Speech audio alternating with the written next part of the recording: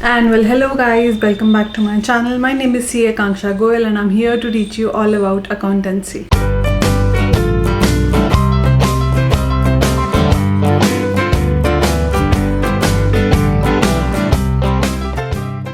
So हमारी last video में हमने चैप्टर 3 शुरू किया था which was theory base of accounting, accounting standards and Ind AS and उसमें हमने आधे अकाउंटिंग प्रिंसिपल्स कवर कर लिए थे एंड बाकी के आधे हम आज की वीडियो में कवर करने वाले हैं. सो नेक्स्ट जो हमारा अकाउंटिंग प्रिंसिपल है that is the cost concept और द हिस्टोरिकल कॉस्ट कंसेप्ट. ये वाला हमारा प्रिंसिपल कहता है कि जिस कॉस्ट पे हमने कोई भी चीज़, कोई भी एसेट खरीदा है उसी कॉस्ट पे हम अपनी बुक्स में रिकॉर्ड करेंगे. According to the cost concept an asset is recorded in the books of accounts at the price paid to acquire it and the cost is the basis for all subsequent accounting of the asset. जो भी हम asset खरीद रहे हैं, हमने पहले खरीदा है या जब भी खरीदेंगे, उसको हम जिस प्राइस पे, जिस कॉस्ट पे अक्वायर करेंगे वही कॉस्ट हमारी बुक्स में जाएगी एंड आगे जो भी अकाउंटिंग होनी है उस एसेट की, जो भी उससे रिलेटेड एंट्रीज डालनी है, उसके लिए वही वाली कॉस्ट बेस मानी जाएगी. Asset is recorded at cost at the time of its purchase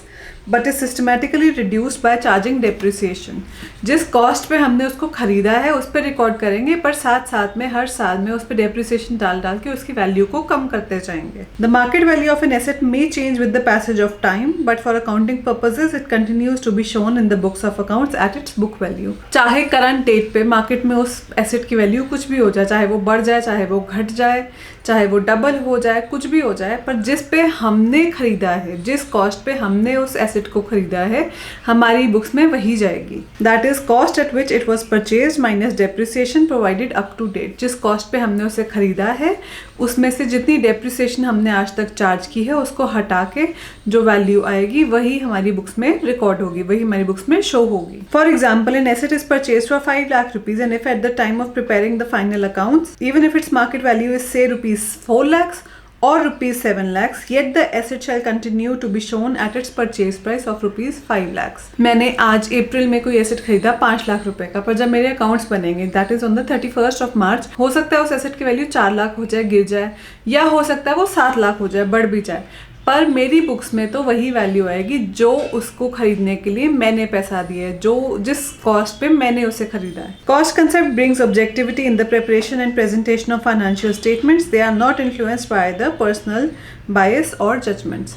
एक ऑब्जेक्टिव मिल जाता है हमें कि हमें इसी कॉस्ट पे उसको रिकॉर्ड करना है, चाहे हमारा कोई पर्सनल बायस हो, चाहे हमारी कोई जजमेंट हो, उससे कोई फर्क नहीं पड़ेगा. जो हमारी कॉस्ट है उसी पे हम उसको रिकॉर्ड करेंगे. अगला आपका प्रिंसिपल आ जाता है मैचिंग कंसेप्ट और मैचिंग प्रिंसिपल. ये क्या कहता है? An important objective of business is to determine profit periodically. It is necessary to match revenues of the period with the expenses of the period to determine correct profit और loss for the accounting period. हम जो accounts prepare करते हैं उसका एक major objective होता है to determine the profit for the year, कि हमें एक साल के अंदर कितना प्रॉफिट या कितना लॉस हुआ.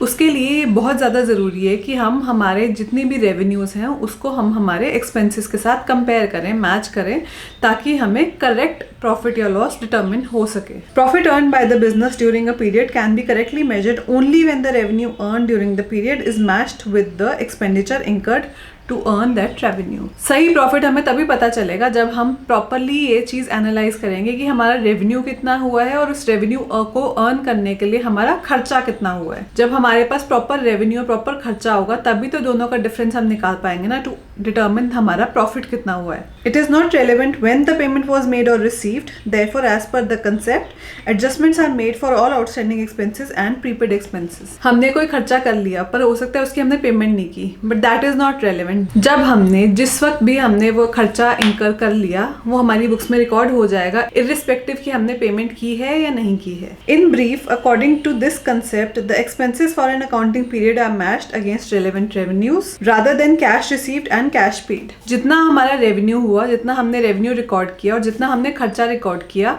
उन दोनों को हमें मैच करना है इररिलेवेंट ऑफ द फैक्ट कि हमारे को कैश रिसीव हुआ है या नहीं हुआ, या हमने कैश पे किया है या नहीं किया. This concept should be followed while preparing financial statements to have a true and fair view of the profitability and financial position of a business. ये वाला जो कॉन्सेप्ट है ये बहुत इंपॉर्टेंट है इसको फॉलो करना, ताकि हमें एक ट्रू एंड फेयर व्यू मिल सके हमारे बिजनेस ट्रांजैक्शंस का, हमारे बिजनेस के रिजल्ट्स का और हमारी टोटल फाइनेंशियल फाइनेंशियल पोजीशन का। इसके बिना ट्रू एंड फेयर व्यू नहीं आएगा। अगर हम ये सोचेंगे कि हम सिर्फ जो कैश वाले खर्चे हैं, जो कैश वाले रेवेन्यूज है वही रिकॉर्ड करते हैं, उन्हीं को एनालाइज करते हैं, तो ये सही नहीं होगा। हमें जितना भी हमने रेवेन्यू अर्न किया है, whether or not we have received the payment against it, और जितने भी हमने खर्चे किए हैं whether or not we have paid against it, हमें वो सारे रिकॉर्ड करने हैं ताकि हमें एक ट्रू एंड फेयर व्यू, हमारा एक प्रॉपर प्रॉफिट निकल सके और हमें एक ट्रू एंड फेयर व्यू मिल सके कि हमारा प्रॉफिट कितना हुआ है ड्यूरिंग द ईयर। नेक्स्ट आपका प्रिंसिपल आ गया डुअल एस्पेक्ट और डुअलिटी प्रिंसिपल। डुअल का क्या मतलब होता है? दो एस्पेक्ट्स। हर एक ट्रांजैक्शन के दो एस्पेक्ट्स होते हैं, तो हमें दोनों को कंसिडर करके ही हमारी अकाउंटिंग करनी है।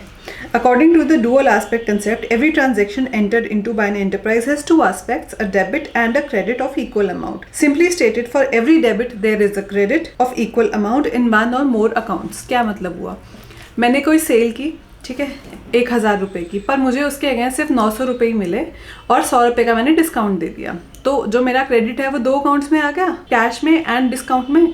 सो for every debit there has to be an equal credit in one or more accounts, और for every credit also there has to be an equal debit for in one or more accounts. हर एक debit के against उतनी ही amount का एक credit होगा ही होगा। It is also true vice versa. For example, Rahul starts a business with a capital of 1 lakh rupees. There are two aspects to the transaction. On one hand, the business has an asset of 1 lakh rupees, that is cash, while on the other hand it has a liability towards Rahul of 1 lakh rupees, that is the capital of cash. Be it any transaction, कोई भी possible transaction आप सोच सकते हैं, हर एक transaction के दो sides होंगे ही होंगे, and दोनों debit and credit they have to be equal. Thus we can say capital equities is equal to cash assets. Suppose further the enterprise borrows amount from a bank, its assets will increase, but this will mean that out of the total assets, amount equal to borrowing is payable to the outsiders. Thus we can say owner's equity or capital plus claims of outsiders are equal to assets, or assets are equal to owner's equity plus claims of outsiders. हम ये कहते हैं ना कि assets are equal to हमारे liabilities and capital. तो liabilities हमारे हो गए जो भी हमारा claims है towards the outsiders, जो हमने बाहर वालों को पे करना है, प्लस जो हमारी owner's equity है that is the capital. दोनों को मिला के they should be equal to our assets. This fundamental equation will always remain good. In other words, accounting equation demonstrates the fact that for every debit there is an equal credit and vice versa. As a matter of fact, the entire system of double entry bookkeeping is based on this concept. पूरा का पूरा जो हमारा double entry system है वो बसा ही इस concept के ऊपर हुआ है कि for every debit there has to be an equal credit and vice versa, that is for every credit there has to be an equal debit. अगला हमारा प्रिंसिपल आ गया revenue recognition concept. According to the revenue recognition concept, revenue is considered to have been realized when a transaction has been entered into and the obligation to receive the amount is established.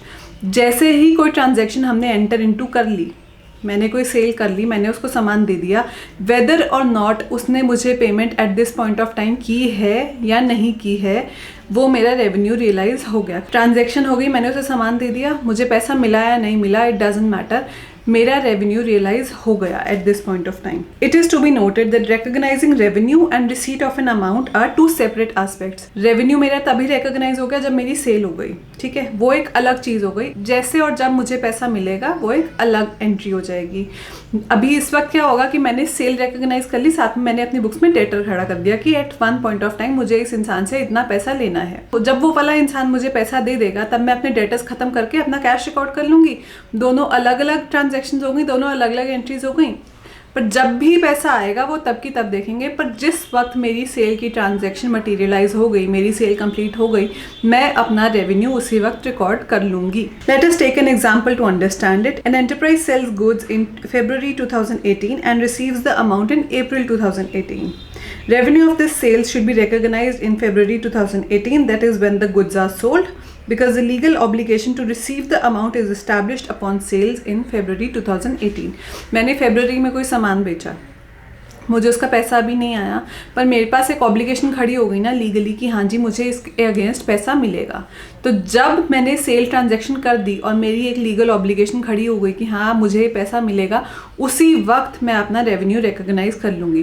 पैसा जाके मुझे अप्रैल में मिले, मई में मिले, जब मर्जी मिले, पर जब मेरे ऊपर एक लीगल ऑब्लिगेशन खड़ी हो गई कि हाँ जी मुझे इतना अमाउंट मिलना है अगेंस्ट दिस सेल, मैं अपना रेवेन्यू उसी वक्त रियलाइज कर लूंगी। Let us take another example. Suppose an enterprise has received in advance in February 2018 for the sales to be made in May 2018. Revenue shall be recognized in May 2018 upon sales having been made because the legal obligation to receive the amount is established in May 2018. अब यही वाला जो हमने पहले example लिया था उसको उल्टा कर देते हैं। मुझे फरवरी में पैसा मिल गया, किसी ने मुझे फरवरी में एडवांस दे दिया। बहुत बारी होता है ना कि अगर मैं कोई ऑर्डर प्लेस करती हूँ तो मैं एडवांस पेमेंट कर देती हूँ। तो अगर मुझे एडवांस पहले मिल जाता है फरवरी 2018 में, उस वक्त मैं अपनी सेल्स नहीं रियलाइज करूंगी। सेल मैं तभी रियलाइज करूंगी जब मैं उसको सामान दे दूंगी सामने वाले इंसान को। अब वो मैं अप्रैल में दूं, मई में दूं, जून में दूं, जुलाई में दूं, जब मर्जी दूं, जिस वक्त मेरी सेल मटेरियलाइज होगी, जिस वक्त मैं सामान को बेचूंगी, उसी वक्त जाके मैं अपने रेवेन्यू रिकॉग्नाइज करूंगी। अब हम कहेंगे कि हमें जो एडवांस मिला है वो हम कैसे ट्रीट करेंगे। जब मुझे एडवांस मिलता है वो मेरी एक लायबिलिटी खड़ी हो जाती है कि हाँ जी मैंने इस इंसान से पैसा ले लिया पर अभी मैंने इसे सामान नहीं दिया, तो अभी इस वक्त मेरे ऊपर ये लायबिलिटी है कि इसको मुझे सामान दे के इसका जो एडवांस है उसको एडजस्ट करना है।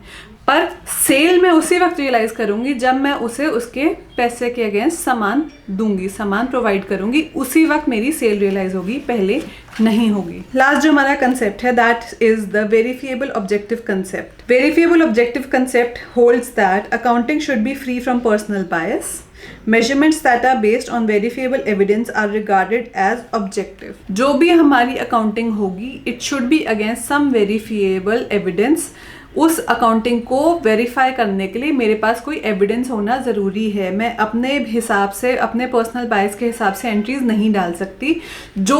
जिस भी टाइप की मैं एंट्री डाल रही हूँ, मेरे पास उसके अगेंस्ट कोई वेरीफाइबल एविडेंस होना चाहिए जिससे मैं उसको वेरीफाई कर सकूँ कि हाँ जी ये एंट्री सही डली है या गलत डली है। It means all accounting transaction should be evidence and supported by business documents. These supporting documents are cash memo, invoices, sale bills, etc. अब ये जो एविडेंस मुझे चाहिए ये किसी भी तरह से हो सकता है, चाहे मेरे पास कोई कैश मेमो हो, चाहे बिल हो, कुछ भी हो, पर एविडेंस होना बहुत ज़रूरी है। सो नाउ विद दिस हमारे सारे अकाउंटिंग प्रिंसिपल्स खत्म हो गए। हमने सारे अकाउंटिंग प्रिंसिपल्स कवर कर लिए एंड अगला मेरा टॉपिक आ जाता है accounting standards. Now accounting standards क्या होते हैं? वर्ड से क्या समझ में आ रहा है आपको? अकाउंटिंग करने के लिए जो हमारी स्टैंडर्ड प्रैक्टिसेस हैं उन्हें हम अकाउंटिंग स्टैंडर्ड्स कहते हैं, कि हमारे लिए स्टैंडर्ड्स सेट हैं जिनको फॉलो करते हुए हमें अकाउंटिंग करनी है। The rise in diversity, complexity and globalisation of business made the study of accounting information important and essential. जैसे जैसे हमारी ग्लोबलाइजेशन हुई, हमारी डाइवर्सिटी बढ़ती गई बिजनेस की, उतनी अकाउंटिंग इंपॉर्टेंट होती गई, ठीक है, और उतनी ही वो कॉम्प्लेक्स होती गई। But the diverse accounting policies being followed and the accounting treatment of transactions and events made the accounting information less meaningful and also incomparable. अब जैसे जैसे अकाउंटिंग की ज़रूरत बढ़ती गई वैसे वैसे लोग अलग अलग टाइप की अकाउंटिंग प्रैक्टिसेस फॉलो करते गए, अलग अलग टाइप की अकाउंटिंग पॉलिसीज फॉलो करते गए। पर बिकॉज हर जगह अलग अलग अकाउंटिंग पॉलिसीज हो रही थी तो वो बहुत मुश्किल हो गया उनको स्टडी करना और उनको कंपेयर करना। अ नीड वॉज दस felt that certain minimum standard should be universally applicable so that the accounting statements have the qualitative characteristics of reliability, relevance, understandability and comparability. उस वक्त ऐसा ज़रूरत महसूस हुई कि कुछ ऐसे मिनिमम स्टैंडर्ड्स होने चाहिए जिसके बेसिस पे हम अकाउंटिंग कर सकें, ताकि जो हमारे अकाउंट्स प्रिपेयर हो रहे हैं वो रिलायबल हों, रेलेवेंट हों, कंपेरेबल हों और अंडरस्टैंडेबल हों। उनको मोर मीनिंगफुल बनाने के लिए कुछ ऐसे स्टैंडर्ड सेट करना ज़रूरी हो गया कि सारी जो अकाउंटिंग है वो एक स्टैंडर्ड बेसिस पे हो। Therefore, an International Accounting Standards Committee, that is IASC, now renamed as International Financial Reporting Board, was set up in the year 1973. 1973 में एक बोर्ड सेट किया गया जिसको उस वक्त कहते थे international accounting standards committee, IASC, जो कि आज की डेट में जानी जाती है by the name of international financial reporting board. उस कमेटी के क्या ऑब्जेक्टिव्स थे? वो कमेटी का क्या पर्पस था? उस कमेटी का पर्पस था, पहला, to formulate and publish in public interest accounting standards to be observed in the presentation of financial statements and also their world wide acceptance.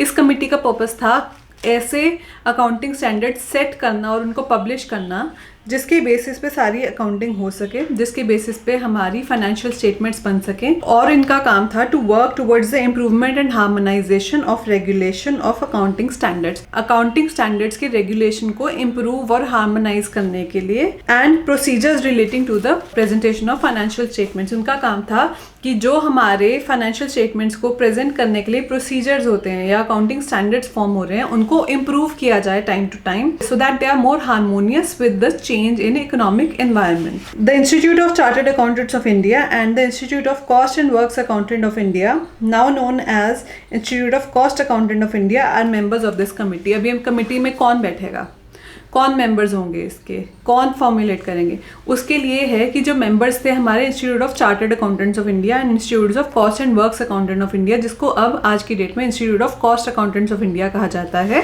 इसके जो मेंबर्स होंगे, यानी कि जो चार्टर्ड अकाउंटेंट्स होंगे या जो कॉस्ट अकाउंटेंट्स होंगे, वो लोग मिलके इस कमेटी के मेंबर्स बनेंगे और अकाउंटिंग स्टैंडर्ड्स को सेट करेंगे। ICAI had set up the Accounting Standards Board in April 1977 to identify areas of accounting where alternative and diverse practices were followed. ICAI ने एक अकाउंटिंग स्टैंडर्ड्स बोर्ड सेट किया था 1977 में to find out, to know कि कहाँ पे diverse practices follow हो रही हैं, कौन से ऐसे एरियाज हैं जहाँ पे क्लैरिटी नहीं है और अलग अलग टाइप की प्रैक्टिसेस फॉलो हो रही हैं। ASB with the purpose to bring uniformity in practices was to develop draft accounting standards keeping in view the business environment and legal provisions of the country, and after discussions with various stakeholders, that is government, industry federations, etc. So ASB यानी कि accounting standards board जो हमारे ICAI ने setup किया था, उसका काम था टू डेवलप अकाउंटिंग स्टैंडर्ड्स जो कि हमारे कंट्री के बिजनेस एनवायरनमेंट और हमारे जो कंट्री के लीगल एनवायरनमेंट है, जो लीगल प्रोविजंस हैं,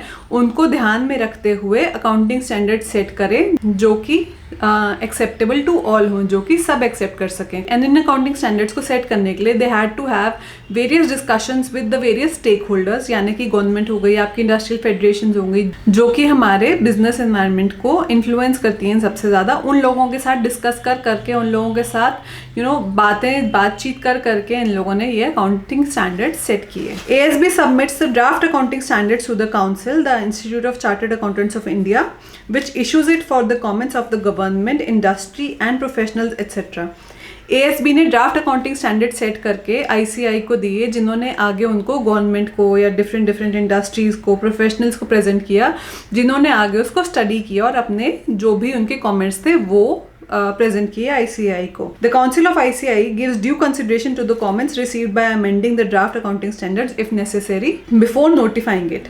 फिर जो उन्होंने अपने कमेंट्स दिए, जो उन्होंने अपने सजेशंस दिए, उसके बेसिस पे जो ड्राफ्ट अकाउंटिंग स्टैंडर्ड्स है उनको मॉडिफाई किया गया before they notified it for application. जिनको हमने प्रेजेंट किया, उन्होंने अपने कमेंट्स दिए, अपने सजेशंस दिए, उसको फिर ICAI ने स्टडी किया, जो उनको वैलिड लगे उन्होंने उसके हिसाब से जो ड्राफ्ट अकाउंटिंग स्टैंडर्ड्स थे उनको चेंज किया, एंड देन उनको नोटिफाई किया गया कि अब ये रेडी हैं to be applied to your business. In the case of companies, accounting standards are recommended to National Financial Reporting Authority, an authority under the Companies Act 2013, which notifies the standards to be applicable to companies.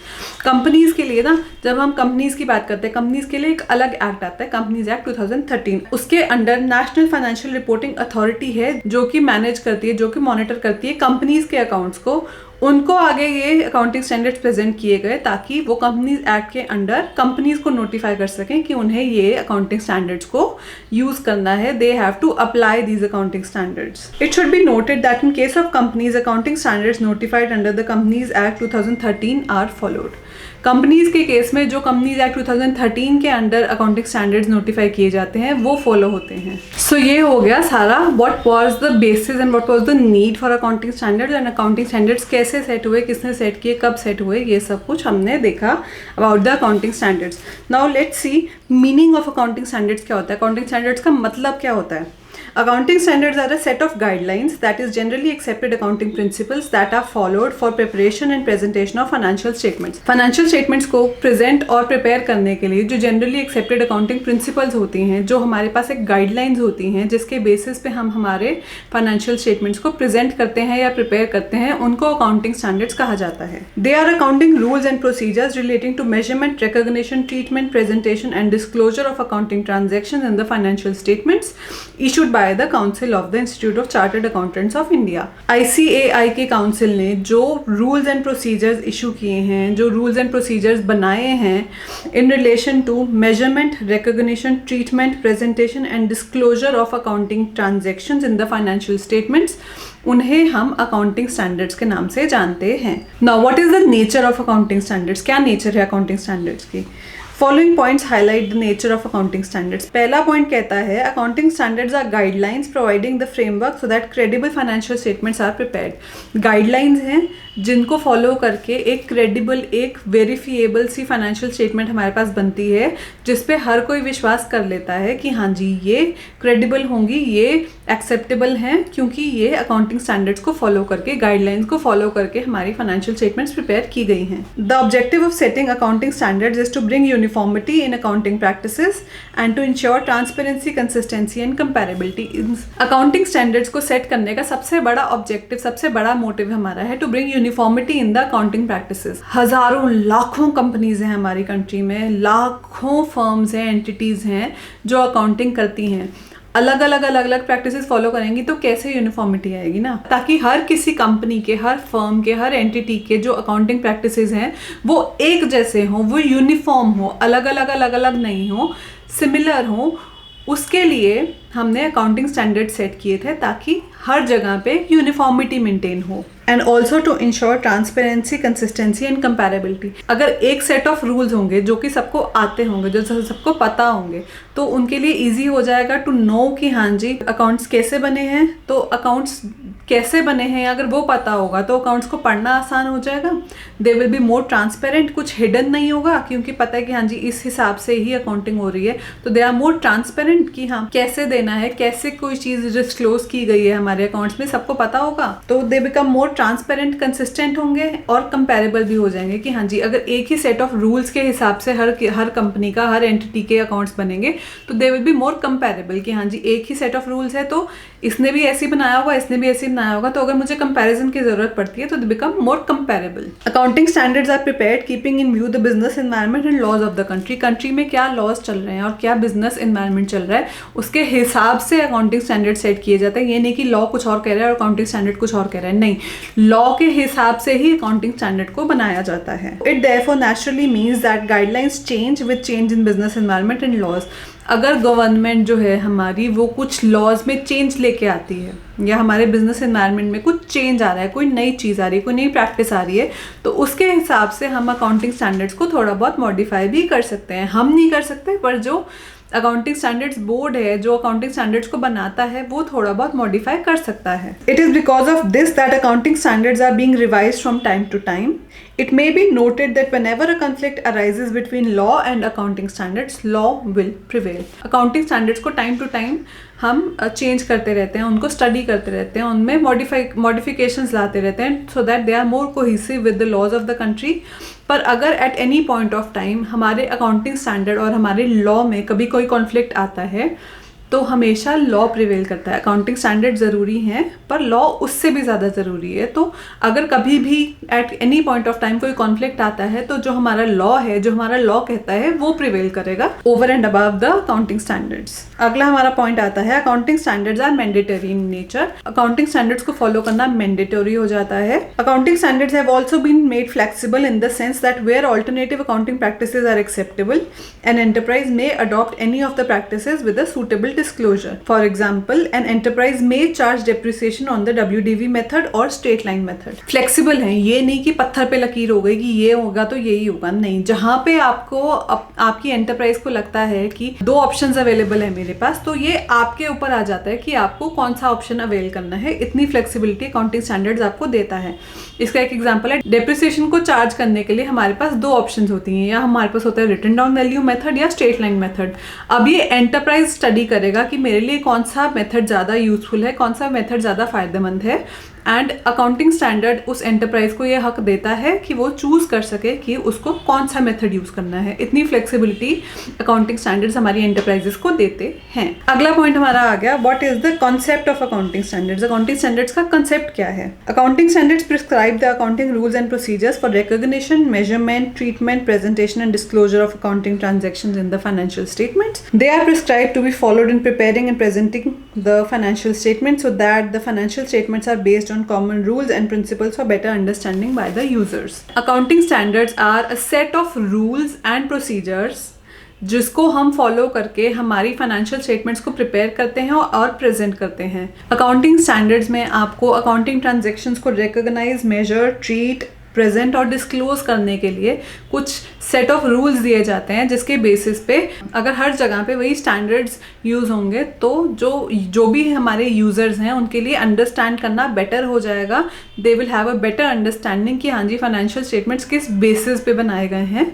अगर उन सबको वो rules और procedures पता होंगे, if you have a knowledge of the accounting standards, तो आपके लिए बहुत आसान हो जाएगा किसी भी एंटरप्राइज के फाइनेंशियल स्टेटमेंट्स को पढ़ना और समझना. अगला आपका टॉपिक आ जाता है what are the objectives of accounting standards. Objective क्या है, पर्पस क्या है अकाउंटिंग स्टैंडर्ड्स का.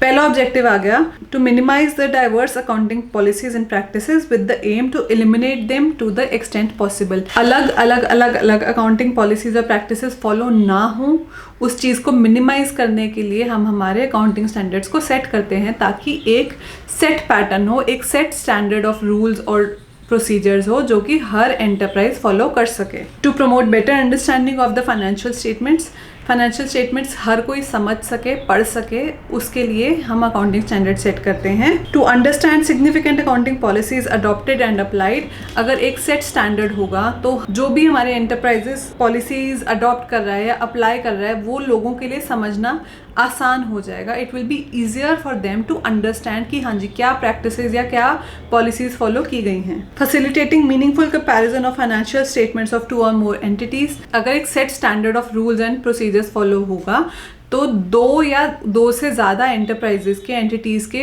अकाउंट्स को कंपेयर करना आसान हो जाएगा कि हाँ जी एक ही बेसिस है, एक ही सिंगल बेस है जिसके बेसिस पे सबके फाइनेंशियल स्टेटमेंट्स बन रहे हैं, तो उसको कंपेयर करना, उनको आपस में स्टडी करना आसान हो जाएगा. And lastly to enhance the reliability of financial statements, again accounting standard board ने जो अकाउंटिंग स्टैंडर्ड सेट किए हैं उसके बेसिस पे अगर हम हमारे फाइनेंशियल स्टेटमेंट्स बना रहे हैं तो they will be more reliable कि हाँ जी एक सेट स्टैंडर्ड है, उसी के बेसिस पे बनाया गया है, अपने अपने हिसाब से चेंज नहीं कर रहे हैं, एक ही सेट स्टैंडर्ड है उसके बेसिस पे बनाया गया है, तो दे आर मोर रिलायबल कि हाँ जी सही ही होंगे. नेक्स्ट आ गया what is the utility of accounting standards. Use क्या है उसका. Accounting standards serve the following purposes. Accounting standards provide the norms on the basis of which financial statements should be prepared. Norms provide करता है जिसके basis पे हम हमारे financial statements prepare करते हैं. Accounting standards ensure uniformity in the preparation and presentation of financial statements by removing the effect of diverse accounting practices. The application of accounting standards make financial statements more meaningful and comparable. Uniformity ensure करता है कि हर जगह पे same set of rules follow हो रहे हैं, तो हर जगह पे एक यूनिफॉर्मिटी आ जाती है कि हाँ जी सबके जो अकाउंट्स हैं, सबकी जो फाइनेंशियल स्टेटमेंट्स है एक ही बेसिस पे बन रही हैं. यूनिफॉर्मिटी आ गई, हर कोई अपनी अलग अलग पॉलिसीज नहीं फॉलो कर रहा, एक सेट ऑफ पॉलिसीज है, एक सेट ऑफ प्रोसीजर्स है जो हर इंसान फॉलो कर रहा है, हर एंटिटी फॉलो कर रही है, तो उनको कंपेयर करना आसान हो जाता है. एक यूनिफॉर्मिटी आ जाती है कि हर किसी के फाइनेंशियल स्टेटमेंट्स एक ही बेसिस पे बन रहे हैं. नेक्स्ट आपका आ जाता है accounting standards create confidence among the users of the accounting information. Accounting information based on accounting standards is considered reliable by the users of such information. जो यूजर्स हैं, जो लोग हैं जो अकाउंटिंग इन्फॉर्मेशन को पढ़ रहे हैं, समझ रहे हैं, उनके पास भी एक रिलायबिलिटी आ जाती है, उनके पास भी एक कॉन्फिडेंस आ जाता है कि हाँ जी अकाउंटिंग स्टैंडर्ड्स फॉलो किए गए ठीक ही होगा. गलत होने के चांसेस या एक मिस इन्फॉर्मेशन के चांसेस बहुत कम हो जाते हैं क्योंकि एक सेट स्टैंडर्ड है तो उसी को फॉलो करके बनाए गए हैं, तो चांसेस ऑफ मिस इन्फॉर्मेशन कम है. एक हमें कॉन्फिडेंस आ जाता है कि हाँ जी फाइनेंशियल स्टेटमेंट सही होंगे. Accounting standards help auditors in the auditing of the accounts. They help accountants to follow uniform practices and policies. जो एक आपका ऑडिटर होगा जो आपके बुक्स को ऑडिट करने आएगा उसको भी पता है कि हाँ जी यही वाले set rules and procedures follow किए गए हैं, तो उसको भी ऑडिट करना आसान हो जाएगा. अगर मुझे पता ही नहीं होगा कि आपकी कंपनी क्या रूल्स क्या रेगुलेशंस फॉलो कर रही है तो मुझे पहले समझना पड़ेगा कि हाँ जी आपने किस बेसिस पे अपने अकाउंट्स बनाए हैं. पर अगर मुझे पता होगा कि हाँ जी ये जो सेट्स हमारे अकाउंटिंग स्टैंडर्ड्स हैं इन्हीं के बेसिस पे आपके अकाउंट्स बनाए गए हैं, तो मुझे उन्हें स्टडी करना, उन्हें ऑडिट करना और भी आसान हो जाएगा कि हाँ मुझे पता है कि यही वाले रूल्स एंड रेगुलेशंस अप्लाई किए गए हैं, तो अकाउंट्स को किस तरह से पढ़ना है, किस तरह से समझना है, किस तरह से एनालाइज करना है. सो जो ऑडिटर है उसके लिए भी बहुत आसान हो जाता है to audit your books of accounts. अगला आपका टॉपिक आ जाता है what are the limitations of accounting standards. क्या कमियां हैं अकाउंटिंग स्टैंडर्ड्स में? दो ही पॉइंट्स हैं कि accounting standards are man made, hence it does not pass the verification test always. बनाया तो इंसान ने है ना, आदमी ने बनाया, कुछ ना कुछ स्कोप ऑफ गलती हमेशा रहता ही रहता है, फुल प्रूफ नहीं है। भगवान ने तो नहीं बनाया ना, पत्थर पे लकीर तो नहीं ना, है मैन मेड ही, तो कभी ना कभी, बहुत कम चांसेस है, मिनिमल से चांसेस है कि कभी कोई गलती मिले, पर 100% अगर हम कहें कि वो फुल प्रूफ है, ऐसा नहीं हो सकता। नेक्स्ट है accounting standards are based on business environment and laws of the country, hence they change often to meet the changes. अगर कुछ लॉ में चेंज आ गया या बिजनेस एनवायरनमेंट में चेंज हो गया तो बार बार चेंज होते रहेंगे, तो बार बार चेंज करने की वजह से कभी ना कभी कोई ना कोई गलती हो ही जाती है। सो विद दिस हमारे अकाउंटिंग स्टैंडर्ड्स के कॉन्सेप्ट्स खत्म हो गए कि हमारे अकाउंटिंग स्टैंडर्ड्स क्या कहते हैं, क्यों बनाए थे, उनका यूज क्या है, उनका पर्पस क्या है, लिमिटेशंस क्या है, एडवांटेजेस क्या है, सब कुछ हो गया। हमने अकाउंटिंग स्टैंडर्ड्स को समझ लिया। नेक्स्ट हमारे पास एक प्रॉब्लम दी गई है बुक में, डिफरेंट पॉइंट्स हैं जिनको हमें हमारे अकाउंटिंग प्रिंसिपल्स जो कि हमने पढ़े और समझे उसके हिसाब से आंसर करना है। पहला आपका पॉइंट आता है कि production manager is interested in recording good industrial relations in the accounts.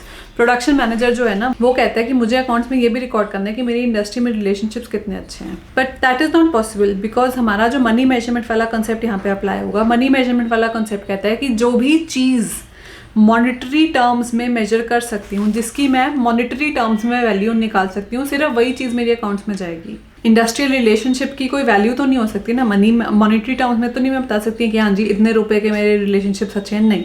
Since I can not measure it in terms of money, तो ये चीज़ हमारी बुक्स में नहीं जाएगी, ये चीज़ हमारे अकाउंट्स में नहीं जाएगी। अगला आपका पॉइंट है long term success of the company is doubtful due to market competition. ये कह रहा है कि मेरी कंपनी लॉन्ग टर्म चलेगी कि नहीं चलेगी, उसका डाउट है मुझे, क्योंकि कॉम्पिटिशन बहुत ज़्यादा बढ़ गया है। Do we record it in the books of accounts? नहीं, बिकॉज हम गोइंग कंसर्न कंसेप्ट फॉलो करते हैं कि हम ये मान के चलेंगे कि फोर्सेबल फ्यूचर में हमारा बिजनेस चलेगा ही चलेगा। हम ये चीज़ कंसिडर नहीं करेंगे कि बिजनेस बंद हो सकता है या कंपटीशन ज़्यादा है या वट एवर इट इज़, हम उस चीज़ को कंसिडर नहीं करेंगे बिकॉज हम गोइंग कंसर्न कंसेप्ट फॉलो करते हैं। तो हम ये मान के चलेंगे कि हमारा बिजनेस तो चलने वाला है, उसको कुछ नहीं होने वाला। The business will continue for an indefinite period and there is no intention to close the business और downsize its operation significantly. Doubt of success does not lead to the inference that business will not continue for indefinite period and also the intention that the business will be downsized insignificantly. हम ये चीज़ को consider नहीं करेंगे कि future में हो सकता है हमारा बिजनेस चले ना चले, या हमें बिजनेस कम करना पड़े, हमारे को बिजनेस कुछ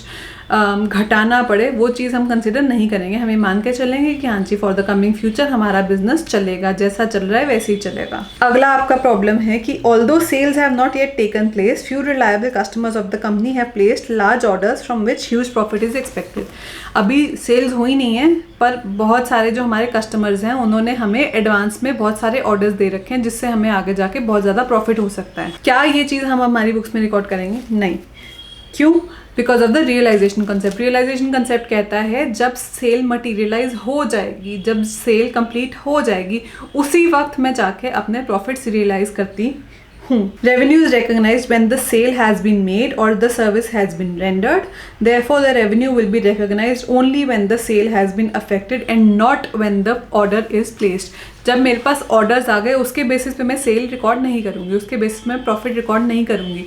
जब सेल हो जाएगी, जब मैं उसको सेल कर दूंगी या मैं कोई सर्विस रेंडर कर दूंगी, उसी वक्त जाके मैं अपनी सेल अपनी बुक्स में रिकॉर्ड करूंगी। अगली आपकी प्रॉब्लम है one of the share holders of the company have invested his savings in the shares of another company. क्या इंपैक्ट पड़ता है हमारी बुक्स में? मेरे एक शेयर होल्डर ने जाके मेरे अलावा किसी और कंपनी में पैसा लगा दिया। Does it matter? नहीं। क्यों? क्योंकि बिजनेस एंटिटी कंसेप्ट हमारा कहता है कि बिजनेस एक अलग एंटिटी है और उसमें काम करने वाले लोग एक अलग एंटिटी हैं। मेरा बिजनेस क्या करता है उससे मेरे फाइनेंशियल्स पे इम्पैक्ट पड़ेगा, पर उसके अंदर जो काम करने वाले लोग हैं वो क्या करते हैं उससे मुझे कोई फर्क नहीं पड़ता। Business entity concept says that business is treated as a separate and distinct entity from its owners. The investment in another company's shares is done by a shareholder who is distinct from the business. Share holder ने किसी और company में invest किया है ना, उससे मुझे कोई फर्क नहीं पड़ रहा। वो जो मर्जी करे नहीं करे, अपना पैसा जहां मर्जी लगाए नहीं लगाए, मेरा शेयर होल्डर है पर मैं नहीं हूँ, बिजनेस नहीं है वो।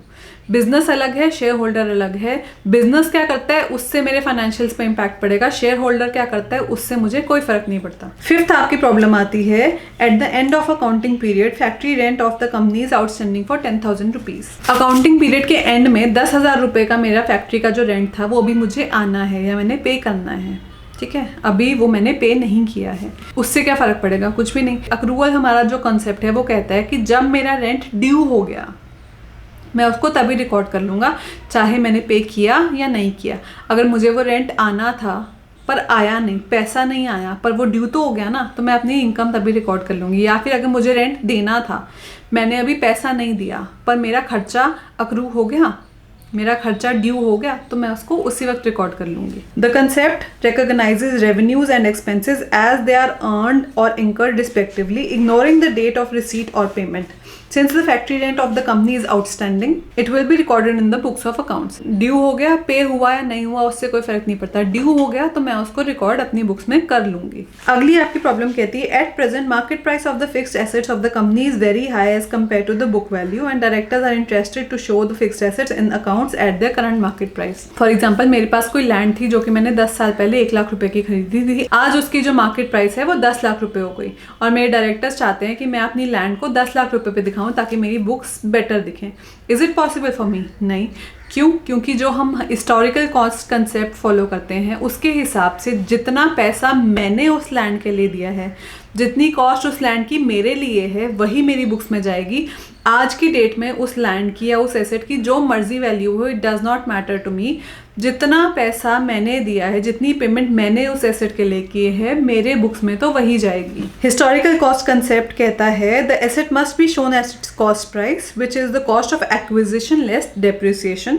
As a good accounting practice they should be continue to be shown at cost. अगली आपकी प्रॉब्लम कहती है during the year the company purchase pencils of 50 rupees. These had all been issued from stock and were still in use at the end of the year. मेरा कोई business है पर मुझे उसके लिए स्टेशनरी चाहिए थी, तो बाहर से खरीदने के बजाय मैंने मेरे पास जो स्टेशनरी पड़ी थी उसमें से 50 रुपए की पेंसिल्स यूज कर ली। अब इसकी रिकॉर्डिंग मेरी बुक्स में क्या होगी? हमारा जो मटेरियलिटी कंसेप्ट कहता है वो कहता है कि जो भी ट्रांजैक्शन है उसकी वैल्यू मटेरियल है या नहीं है मेरे बिजनेस के लिए। If it is not material उसको अपनी रेगुलर अकाउंटिंग में ही कंसिडर करूंगा, मैं उसके लिए कोई स्पेशल एंट्री नहीं डालूंगा। Materiality concept says an item is recorded in the books of accounts on the basis of materiality.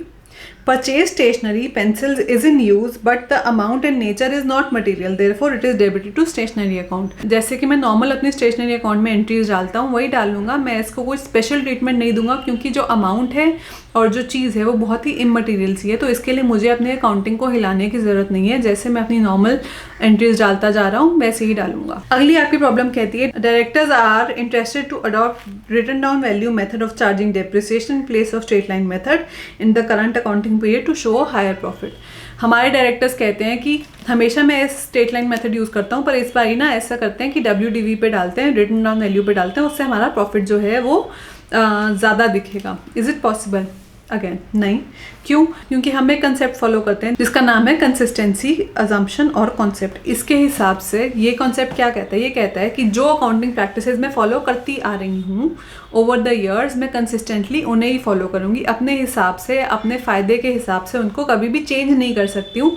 I have to follow what I have been following consistently over the years. I can not change my accounting practices according to my wish. All accounting principles and methods should be applied in a similar way from one period to the next so that the data reported in financial statements can be compared for one period with that of another period. Method may be changed by the company but it should be disclosed along with its impact on profit or loss. अगर मैं method change कर भी रही हूँ तो ये नहीं है कि एक साल ये दूसरे साल ये, एक साल ये दूसरे साल ये, नहीं। अगर मुझे चेंज करना है, अगर मुझे लगता है कि हाँ जी मुझे चेंज करना ज़रूरी है, तो जिस साल में मैंने चेंज किया उस साल में मैं अपनी बुक्स में ये चीज़ डिस्क्लोज करूंगा कि हाँ जी इस वजह से मैंने इस मेथड को चेंज कर दिया और उसका मेरे प्रॉफिट पे क्या इम्पैक्ट पड़ा, मेरा प्रॉफिट या लॉस कैसे बढ़ा या घटा, वो चीज़ मुझे प्रॉपरली अपने बुक्स में डिस्क्लोज करनी है। एंड जब मैं उसको चेंज करूंगा उसके आगे मुझे उसी को फॉलो करना है। ये नहीं कि आज मैंने ये कर लिया, कल मैंने दूसरा कर लिया, फिर परसों मैंने तीसरा कर लिया, नहीं। अगर मैं चेंज ला रहा हूँ तो मुझे उसको डिस्क्लोज करना है अपनी बुक्स में, उसका इम्पैक्ट डिस्क्लोज करना है और फिर आगे मुझे उसी को कंसिस्टेंटली फॉलो करना है। मैं हर साल चेंज नहीं ला सकता। लास्ट मेरी प्रॉब्लम है, a debtor who owes an amount to the company is likely to be declared insolvent. मेरा एक डेटर खड़ा हुआ है पर मुझे ऐसा फील हो रहा है, मुझे ऐसा लगता है कि आगे जाके ना यार ये इंसॉल्वेंसी डिक्लेयर कर देगा और मेरा पैसा रिकवर नहीं होगा। तो इस केस में मुझे क्या करना चाहिए? यहाँ पे मेरा कंसेप्ट अप्लाई होगा कंजर्वेटिज्म का, जो कि कहता है कि anticipate no profit but all losses.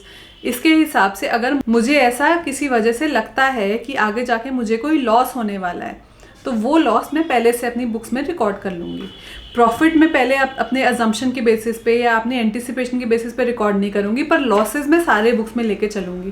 तो अगर मुझे ऐसा लगता है कि आगे जाके मेरे जो डेटर्स हैं वो बैड डेट्स होने वाले हैं, मुझे उससे पैसा रिकवर नहीं होने वाला, वो बंदा अपनी इंसॉल्वेंसी डिक्लेयर करने वाला है, तो उसके लिए मैं पहले से अपने बुक्स में प्रोविजन डाल के चलूँगी। The concept of conservatism is often stated as anticipate no profit but provide for all possible losses.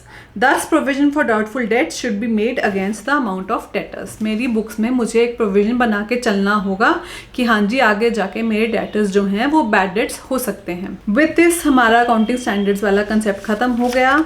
आगे हमारे पास रह गए इंटरनेशनल फाइनेंशियल रिपोर्टिंग स्टैंडर्ड्स और इंड AS। काफ़ी बड़े बड़े टॉपिक्स हैं, तो I think I will cover it in my next video. आज के लिए इतना ही। Please go through my videos. कुछ समझ में नहीं आ रहा, कोई प्रॉब्लम्स आ रही हैं, do let me know in the comments below and I would love to answer them for you guys. I hope I was clear, I hope I am making accountancy clearer for you. And अगर आपको मेरे पढ़ाने का तरीका पसंद आ रहा है, समझ में आ रहा है, तो please do subscribe to my channel. It doesn't cost you a thing but means a lot to us. I will see you guys in my next video. Thank you, bye bye.